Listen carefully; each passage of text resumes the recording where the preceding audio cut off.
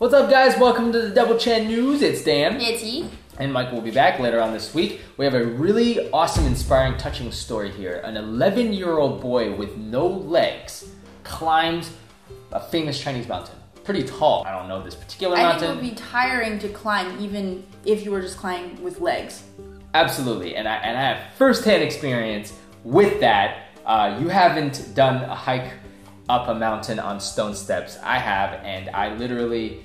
have you done it? No. I've done a short one. Not short, yeah. It was pretty tall, but it was definitely not like a huge, an entire mountain. Well, when Mike took me to Yosemite, we literally had to climb like they're not even like 45-degree steps. They were literally like I don't know, like this high, and each stone step, like I could almost like put my hand on it and climb up. My goodness. No, it wasn't like up to my neck, but it was more than just taking a step. It was like a high step. Really high.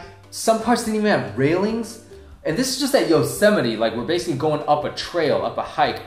Like, it's over a mile long. It's really tall, and you're just trying to get to a waterfall.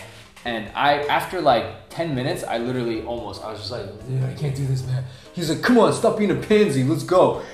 I can't even do it normally, and this kid and his mentor did it with no legs. Both the mentor and the 11-year-old boy, they lost their legs in accidents when they were younger.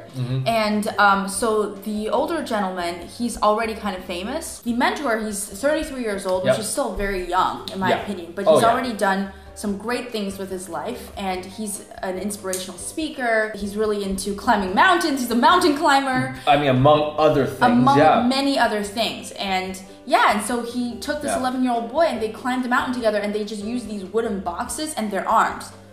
Neither of them have legs. So. The older guy, the mentor, he's climbed more than 100 mountains, including some of the most famous, like Yellow Mountain, Huangshan, and Mount Tai, and it's just Taishan, and it's incredible. I can totally see why. I'm so glad. First of all, this young boy has someone like this. I'm 33 years old. You know, somebody to look up to who's been through this horrific, traumatic experience and is living life to the fullest. You know, that is great for an 11-year-old to see. That's fantastic. And I mean, you see this not often, but you do see when people, like, I just saw a video where a guy has no arms, no legs, and he can swim, he went skydiving, and he can walk. Like, he's a public speaker. He owns 2 companies. Like, I forget his name, but he's pretty famous. You can look him up. I mean, this is just a great story, and it just shows you, seriously, like, if you put your mind to something, because your mind's intact, right? So you could really accomplish anything. And they're living testaments to this.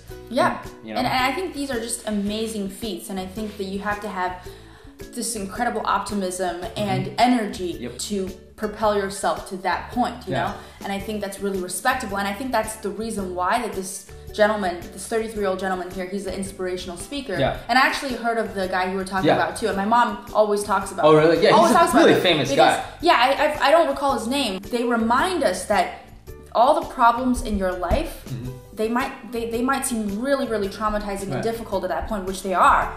But you can overcome them. You can always overcome them. And you can become a stronger person out of it. Absolutely. And it just kind of shames me, because I'm like, wow, what kind of underachiever am I? You know, like, I'm just like, dude, I complain.